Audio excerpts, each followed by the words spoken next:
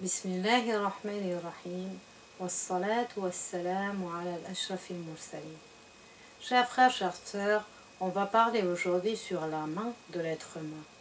Alors, la main qu'Allah Ta'ala avait donnée à l'être humain, enfin plus exactement, il nous a donné deux mains.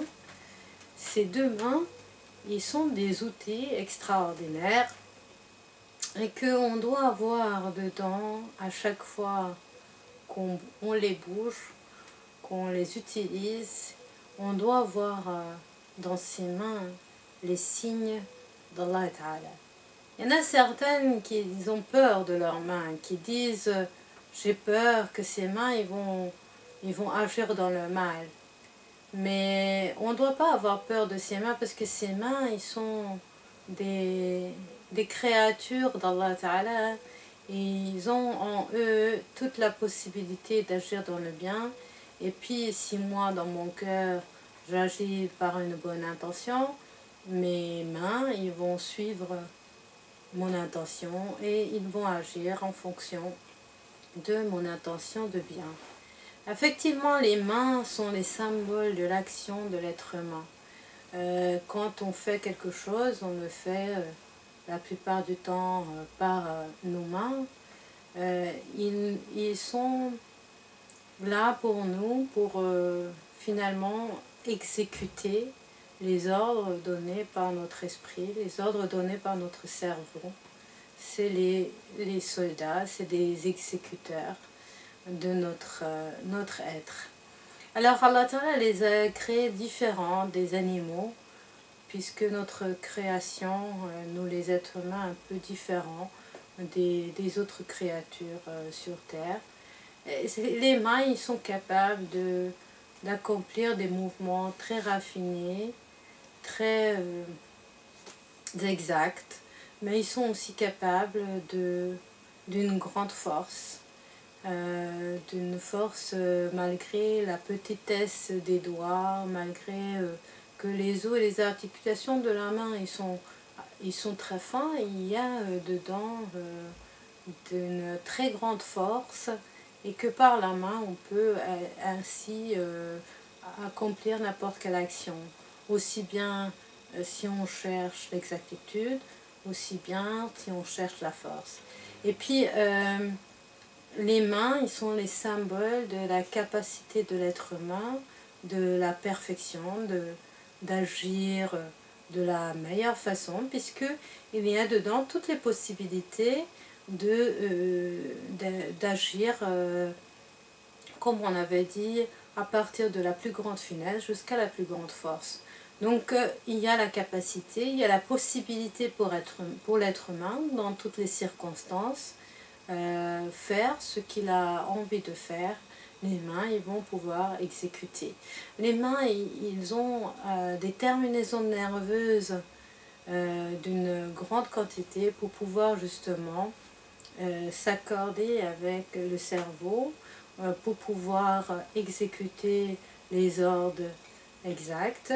Et aussi, ils ont une relation avec la moelle épinière, parce que il y aura même les mouvements, les possibilités inconscientes de mouvement de ses mains.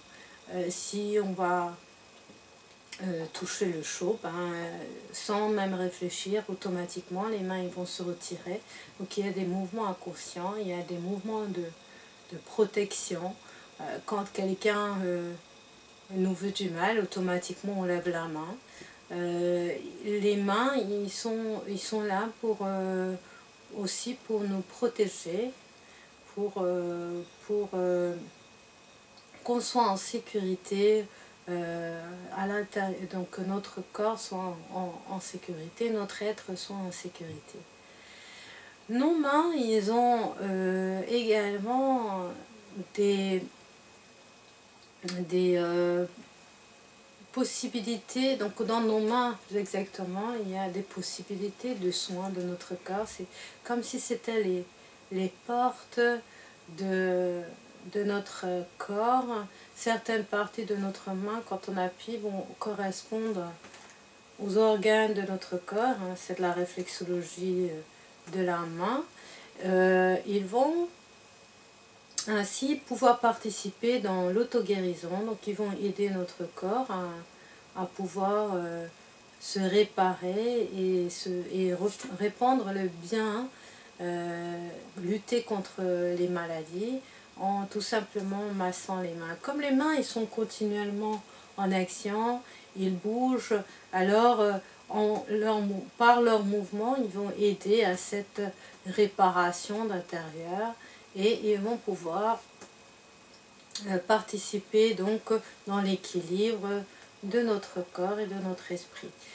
Dans les mains, la paume des mains et les doigts de la main, il y aura de nouveau ces microsystèmes, donc le corps en entier, aussi bien dans la main en entier ou bien chaque doigt et aussi dans chaque phalange de doigts.